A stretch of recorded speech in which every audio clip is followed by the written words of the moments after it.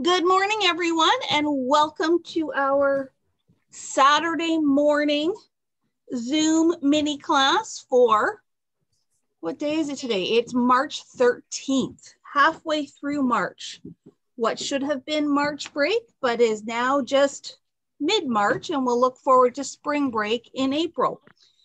Today, we are going to be making a card, and we're going to be adding what I called in the description a pleated paper accent. And I will bring this out later as well, but I actually used it on a layout, this technique. So we're going to create this little pleated paper accent that's going to go across our card. But whatever technique, whatever we do today for the card, you absolutely can translate it over into scrapbooking as well. You just need to add more strips of paper and join them together. And I'll talk about the layout at the end as well and tell you the little differences that I did versus what we're going to do on the card. As always, if everyone can please mute your microphones, just so that we can keep background noise to a minimum and make sure that the streaming goes through okay. If you do need to ask a question, please don't hesitate to unmute. As always, I'm happy to go over something again or change something up to show you a different way if you're not getting what I'm saying. If you're watching on replay, just pause, rewind, watch again. And at any time, if you have questions, you can email me at customerservice@craftersworkshop.ca. All righty. So we're going to get started on our card. And what we can do first, if we just want to get things kind of set up and ready for once we got the pleating piece done, I'm going to grab my card base. And I have cut a piece of pattern paper. This is from the Photo Play Lucky Charm. You guys have seen me use this before. I just love the vibrant green. So I've just cut this really fun piece of striped paper for my background. And I am going to attach it to my card base. So I am ready to go when the time comes. Now, okay, so here's the question.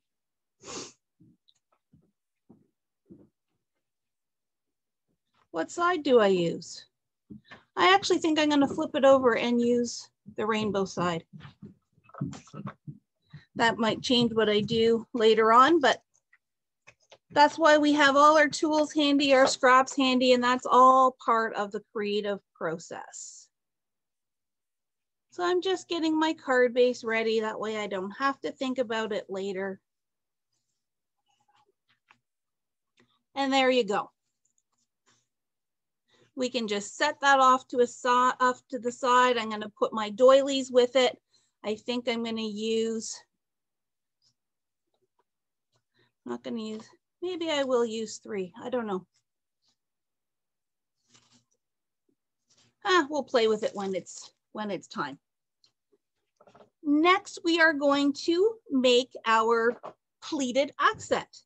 So I'll be totally transparent. I can't remember what width I asked you guys to have ready. It really doesn't matter. It comes down to a personal preference. So whatever width of strip you have cut, it's totally fine. Mine is 1.5 inches. And I actually took my piece from an 8.5 by 11. So if you took yours from a 12 by 12, yours is going to be 1 inch longer. But again, for a card, it does not matter. We probably will not use the entire strip. When I go back to talking about the layout, I actually used 2 strips to make this pleat and still didn't make the full 12 inches across, but we can talk about that and talk about how you can stretch it and make it longer as you need it. The other thing I've got handy is my score tape, my skinny score tape and my thick score tape. If you just have regular tape runner or even liquid glue, that's fine. I just always like the stronger tape for this. Okay, so here is the thing. This pleated accent is very flexible and very customizable.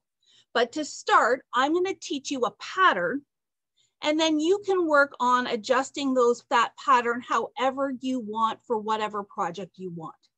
So when we're going to start with scoring, and we're going to put our paper in our scoreboard horizontally, we're going to start with a 1/4 inch score line. And you do that to start every single strip that you're going to do, just so that you have something to anchor it on the left-hand side. And if you want to get a Post-it note or even just write on your desk pad, after that, our pattern is going to go like this. We will score, and this is just going to move along your scoreboard. So after our first 1/4 inch, we're going to move over a 1/4 inch and score again, then 3/4 inch, then a 1/4 inch, then a 1/2 inch. Back to the beginning, 1/4 inch, 3/4 inch, 1/4 inch, 1/2 inch. And when I do my scoring, once we get it all done, I'll explain to you where those different pieces come into play and show you how you can adjust it if you want your pleats fatter or skinnier or more space in between those pleats. We can talk about that afterwards. Try not to get distracted on one of my pleats on my layout.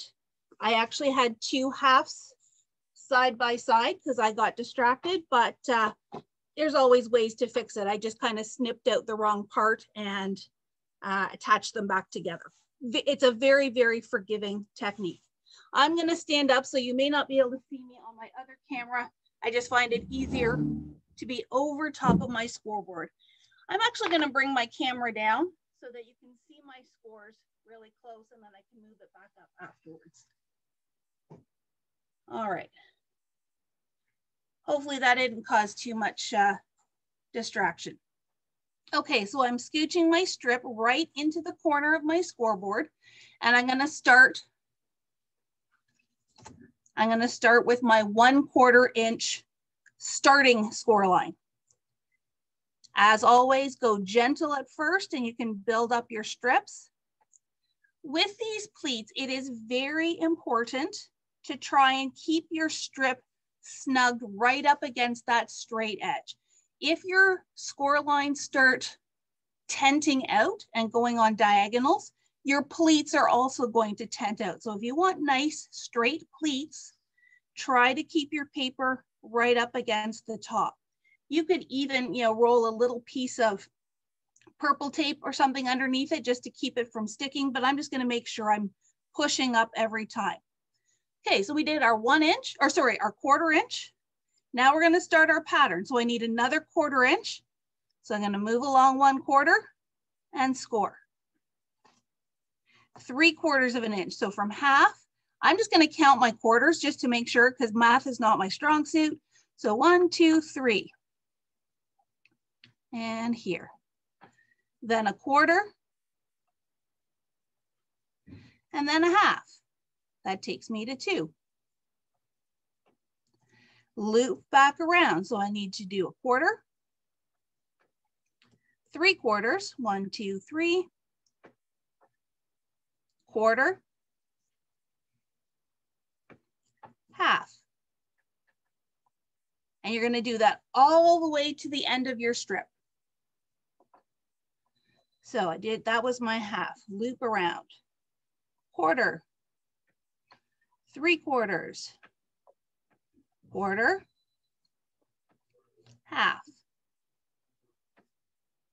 1/4, 3/4, 1/4, 1/2,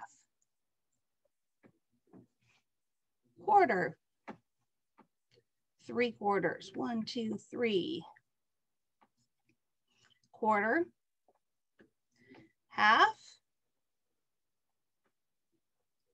and so on. So remember, if you've got a 12-inch strip, you're going to go right to the end.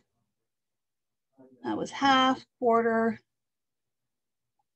3/4, 1/4, 1/2.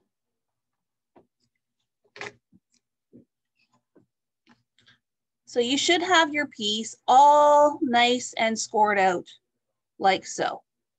And like I said, it's easy to get distracted, so you really just have to be careful.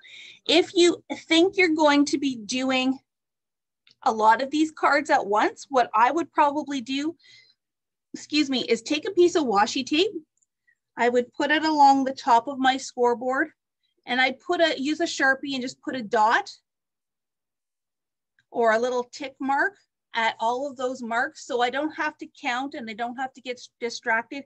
Again, if I was doing 4 or 5 or 6 or 10, maybe you're making a whole bunch of Christmas cards or something, I would find a way to just temporarily mark my scoreboard so I don't have to be counting. And I probably will still be talking to myself all the time, but at least that way you can keep an eye and make sure that you're getting it in the right spots. Okay, our scoreboard can go off to the side. For a card, 1 strip is all you need. The blog article that I was reading, she recommended 2.5 times your width. Approximately is what you need. So if our width for our card is 4 1/4, you want about 8.5 inches long to get all the way across. As you saw with my layout one, I needed more than 24 inches.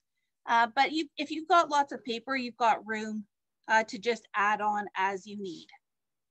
All right, let me lift this back up again just a bit. Okay, so the first thing we're going to do now is we are going to fold along all of our score lines. And this is the second important part about the pleat, is to make sure you're going in the right direction. So I am starting down here at this left end where I have the 2/4 inches side by side. That was our starting. So this first one is going to be our anchor. So this second one is going to fold over on top of it. And then I'm going to fold back. So we're starting to kind of make a little bit of an accordion type thing. Now the 3/4 inch panel, and I'll go back to our little pattern here. 3/4 inch is the top of our pleat. So if you decide you're making pleats, but you want your pleats to be a little bit wider, then you could increase that to 7/8 or increase it even to 1 inch. And by still following the pattern, everything's still going to work out okay. So that 3/4 inch is your top panel, and you always want to then fold away from your top. Then we've got our next little quarter that we're going to fold back on. The next panel is that 1/2 inch panel. And again, I don't know if my camera is going to focus there we go. That 1/2 inch panel is the space between your pleats. So if you want a little bit more of a gap between your flat pieces on top, then you would increase that 1/2 inch mark. You just have to be careful that this space between your pleats is never less than 2 times the height of your pleat. So I guess let's talk about that. So the 1/4 inch is the height of your pleat. The 3/4 inch is the width of your pleat. The 1/2 inch is your space between your pleats. So I'm just going to do this. Height, width, height, space. So if that helps you remember what those measurements are. And I'll show you why you don't ever, so excuse me, if your heights are 1/4 inch, you never want your space to be less than 1/2 inch, because this is where they're going to meet. You've got those 2 1/4 inch pieces there. If that 1/2 inch was smaller, then they would start overlapping. And we want to keep them nice and uniform and tight. So we'll just keep on keeping on. We're now back to a 3/4 panel. That's the top. So we're always going to fold away. Come back. We've got our 1/2 inch panel. It will always be at the back. And just keep folding that accordion style all the way along your strip. And you want to do this first before we apply any tape, just so that you get everything the way you want it and you make sure that everything is in the direction that you want it to be.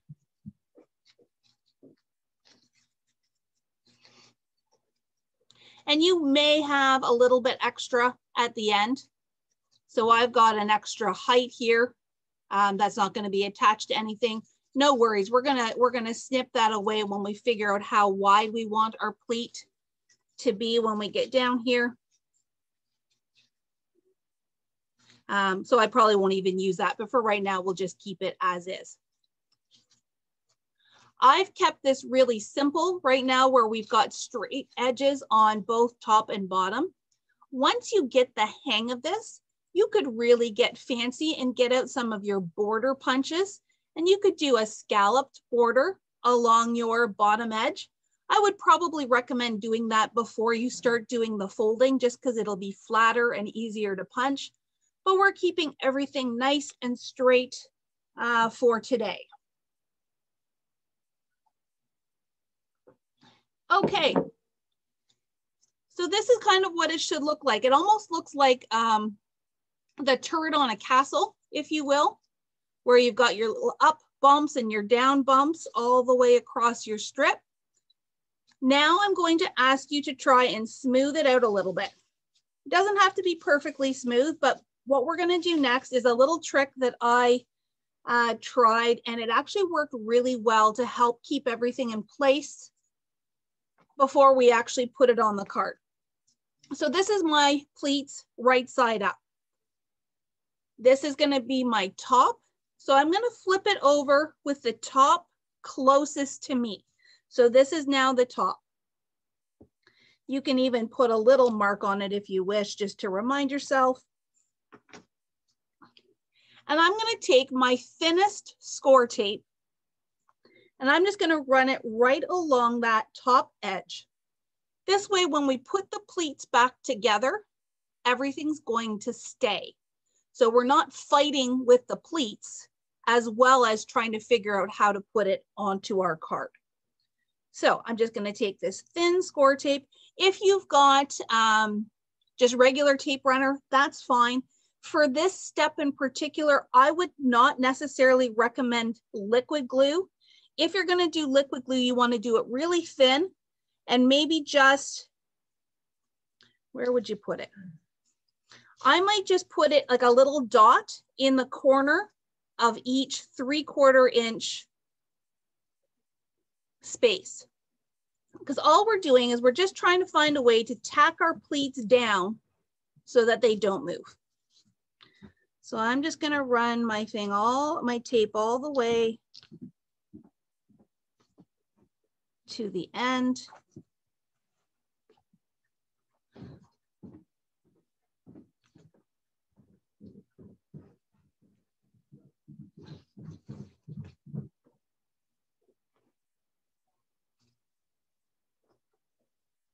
All right, stick. So I'm just going to give that a quick little burnish. Now I'm going to peel that backing all the way off. And now I'm going to reform my pleats. So this way, this is now sticking to the panels. Sorry, this is very small. I hope you guys can see it okay on the camera. Your fronts are not going to stick, and that's okay. As long as your backs are sticking, it's going to do what we need it to do.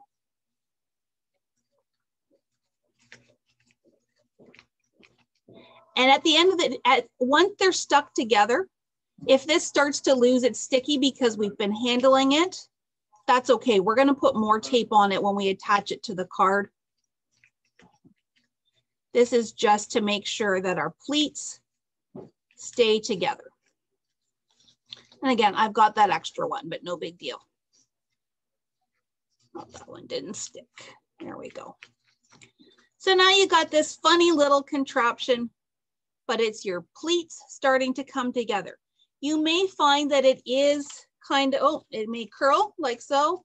It may also start to look, I'm going to say smiley face, and start to curl Again, don't worry, because once we put it on the card and we stick it down for real, we're going to be able to manipulate it enough so that it lays nice and flat on our card. All right, so now I'm taking my pleated piece and I'm looking here, and if I go edge to edge, for me, unfortunately, that means I'm right in the middle of a pleat. So mine's not going to go edge to edge, and that's okay. I'm going to come in, if they don't stick together, there we go. So if I go just from edge to edge of my pattern paper, for example,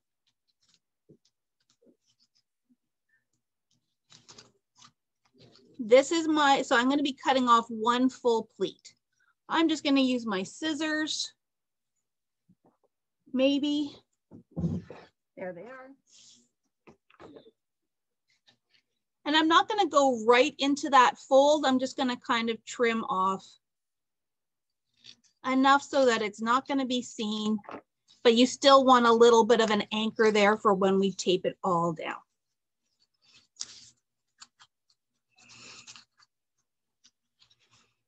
So that's what our pleat is going to start to look like.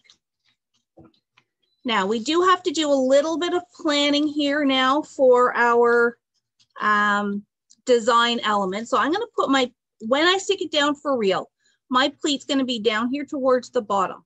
I want to put a doily. Yes, I'm using a doily. I'm going to put a doily kind of right here behind my pleat. So I want to make sure that that gets stuck down first. And then I'm going to embellish around it. Do I want to put a second one?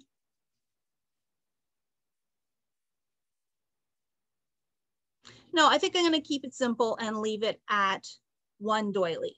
So take this away. Let's curl this back. Just tacking my doily down. It's now where I want it to be. And we're back to our pleat. So this is where I'm now going to grab my wider score tape. And once again, right along that top edge, I'm just going to put some score tape. For a card, mine is probably a little bit too wide. 1/2 inch or 3/8 is probably wide enough. But what will hold a lot will hold a little. And I'm going right over top. Let me just try, I've got a little bit here.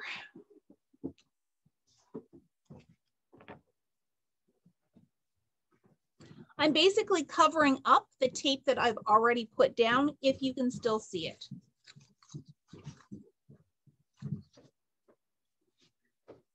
And just make sure all your pleats have stayed in place.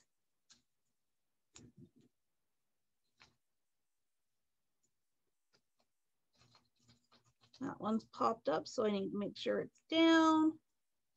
And at the finish,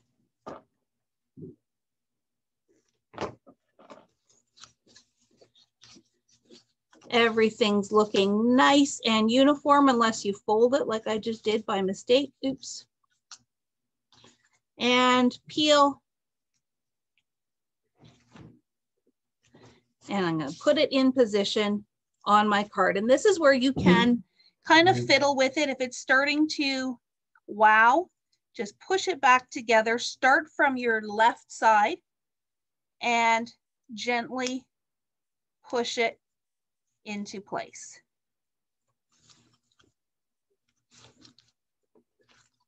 And remember, we didn't put any tape on that front part here, but everything is still holding really tight. You really don't have to worry about that popping up or coming apart, because all of the underneath pieces are doing just fine. Now, this is where the next piece comes to a bit of a personal preference thing. You could leave this just like this. I kind of want a little bit of a finished strip to go across the top. I was going to use this. My doily's coming up there. Oh, because I have 2 doilies under there. That's why. Tape runner. We'll just pretend that was on purpose. Actually, can I get this one up? Yeah. There we go. So make sure you only have one doily in your stack there. All right. So instead of doing paper, I am just going to take a bit of this border sticker and put it over top. I'm even going to use a little bit of foam squares to help it, just because we're starting to get really dimensional here. You could absolutely just put it flat, and when we go back to my layout, I'll show you that you can do it flat, but I'm gonna pop it up a little bit just to make it stand out a little bit more. So I'm looking at 1, 2, 3, 4, 5, 6 clovers here.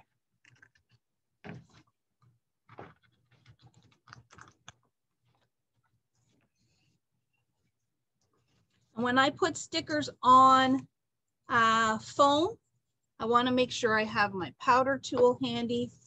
I'm just going to put 1 square on each clover. Try to make sure the backings stay on, because when we powder, we still want these to stick after the fact.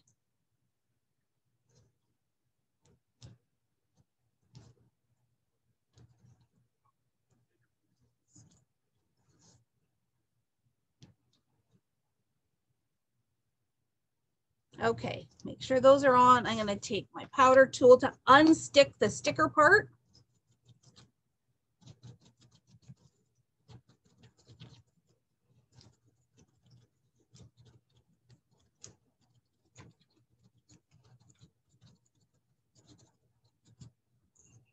Now I can peel all the little bits off my foam squares.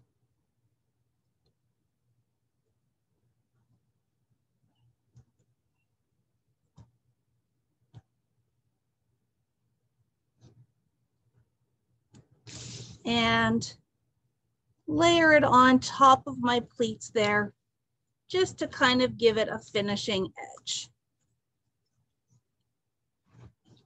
And I'm a little crooked, but you know, who's not a little bit crooked on St. Patrick's Day?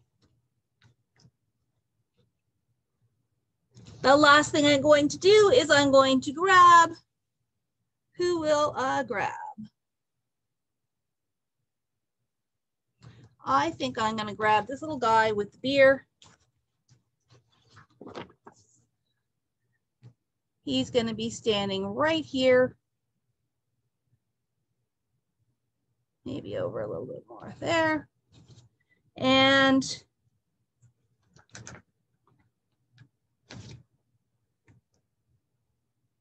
cheers. You know what, let's put a couple of little sentiments on here. This one says, get your green on. And I need, let's do shenanigans.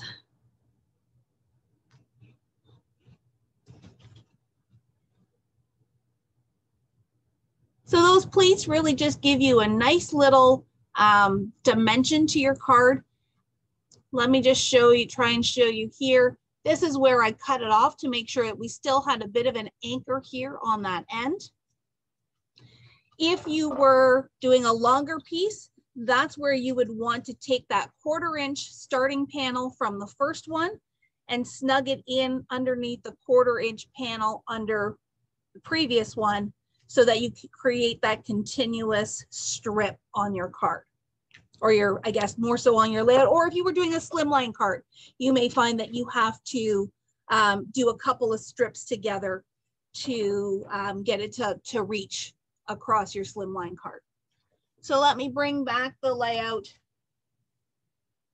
So again, you've got all your beautiful pleats. This is 2 12 by 12 strips stuck together on one end. I think I did that one 2.5 inches.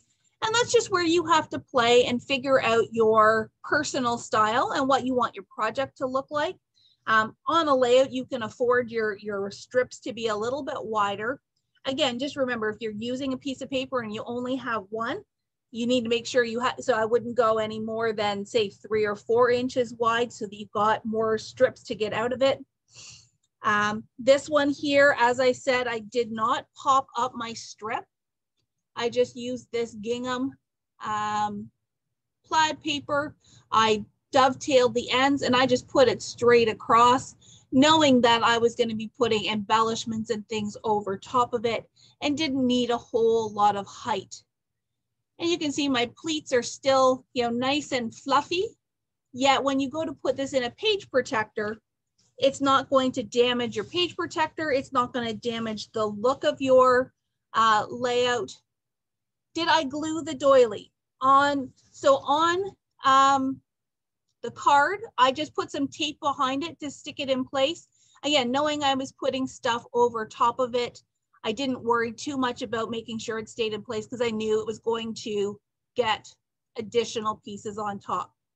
Same even here with these doilies here. I just put a little bit of tape or glue in the center. I don't worry too much about the edges because that does give you a little bit extra dimension and look. But if you like to have them fully stuck down, then by all means go ahead and stick them down. Hope that answers that question. I think if I were to do it again, I feel like these doilies are a little bit bright for what the paper is. I tried to brighten it up by putting the foam sticker on here, but if I were to do again, I might go in with some ink and just kind of tone down the color a little bit or choose different colors. But I do like how this feels really nice and springy. And it shows you that you can use those collage papers from the simple vintage lines really beautifully as a background. And you don't lose anything by covering up bits. You still get that depth and dimension. So there you have it, ladies. Like I said, your key is your folding. Remember your pattern. This is where you can adjust to make your pleats your own. And then add all those little bits and bobs to finish it off. So thank you very much.